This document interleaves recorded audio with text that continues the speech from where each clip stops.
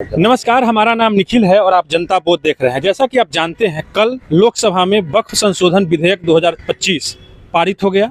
आज उसको राज्यसभा में रखा जाना है, लेकिन इंडिया गठबंधन के जो सहयोगी दल हैं या इंडिया गठबंधन के जो दल हैं वो इस पर लगातार आपत्ति जता रहे हैं। इस पर बात करने के लिए हमारे साथ राजद के प्रवक्ता मृत्युंजय तिवारी जी हैं। हम उनसे बात करेंगे कि आखिर इन लोगों को इस पर आपत्ति क्या है। सर, सबसे पहले तो ये बता दीजिए कि इंडिया गठबंधन के लोगों को आपत्ति क्या है। देखिए, इस पर जो भी आपत्ति है, कल लोकसभा में इंडिया गठबंधन के सभी दल के नेताओं ने सरकार को एक्सपोज किया, सरकार के मंशा और सरकार के नियत पर सवाल खड़े किए कि आखिर ये बिल सरकार किस मंशा से ला रही है, क्यों ला रही है। अब ये बताने की ज़रूरत नहीं है, सरकार पूरी तरह से एक्सपोज हो गई और संख्या बल है सरकार के पास, सरकार को बहुमत है, सरकार ने बिल पास करा लिया। लेकिन ये देश सरकार के बहुमत से नहीं, ये देश चलेगा सर्वमत से। जिस समुदाय के लिए, जिसके लिए ये कह रहे हैं कि उनके हित के लिए हम ये संशोधन बिल लाए हैं, वक्फ संशोधन बिल, वही समाज के लोग, अल्पसंख्यक भाई नाराज़गी प्रकट कर रहे हैं, आपत्ति जता रहे हैं। तो इस सरकार को सोचना चाहिए, सब लोगों से राय लेकर के आम सहमति बनानी चाहिए।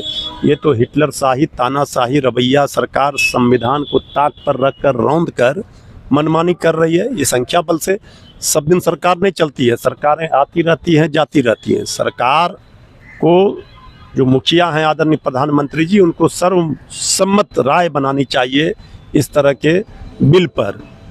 कल की जो लोकसभा में बहस में कल जिस तरह से, चाहे हमारी पार्टी के नेता सांसद हो, चाहे अन्य इंडिया गठबंधन के, सब लोगों ने बारी बारी से बताया कि इसमें क्यों आपत्ति है।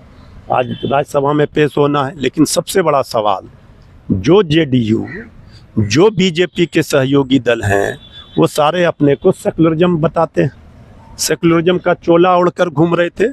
वो सारे एक्सपोज हुए, बेनकाब हुए। अब ये लोग बीजेपी के प्रकोष्ठ बनकर रह गए। अब सिर्फ बीजेपी में विलय करना ही बाकी रह गया है। इसको लेकर के जेडीयू के अंदर नाराजगी है, भारी भगदड़ मचने की संभावना है। सभी नेताओं के द्वारा जो विरोध के स्वर उठ रहे हैं, वो आगे आगे देखिए होता है क्या। अभी भारी बवाल जेडीयू के अंदर मचेगा। आदरणीय नीतीश कुमार जी जिस तरह से कोई निर्णय अभी नहीं ले पा रहे हैं, इस तरह से जेडीयू का कल लोकसभा में, पार्लियामेंट में भाषण हुआ केंद्रीय मंत्री का, इस तो लग ही नहीं रहा था कि वो जेडीयू नेता बोल रहे हो, तो बीजेपी की भाषा बोल रहे हैं पूरी तरह। तो क्या लगता है कि इसमें नीतीश कुमार का ये नहीं है?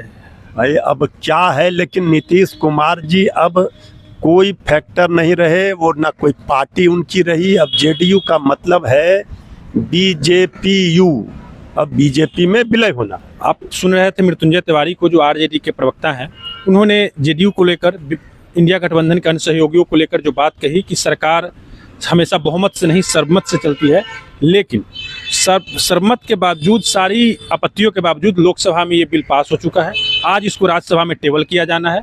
आज राज्यसभा में टेबल होगा और संख्या बल के आधार पर ऐसा माना जा रहा है कि सरकार इसको आसानी से पास करा लेगी। लेकिन इंडिया गठबंधन के लोग इसका विरोध कर रहे हैं।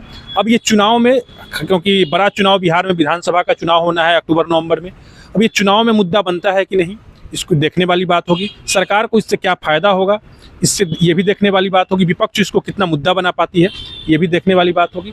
आप जनता बोध देख रहे हैं, हमारा नाम निखिल है। अगर आपको वीडियो ठीक लगे तो इसे लाइक करें और हमारे चैनल जनता बोध को जरूर सब्सक्राइब करें।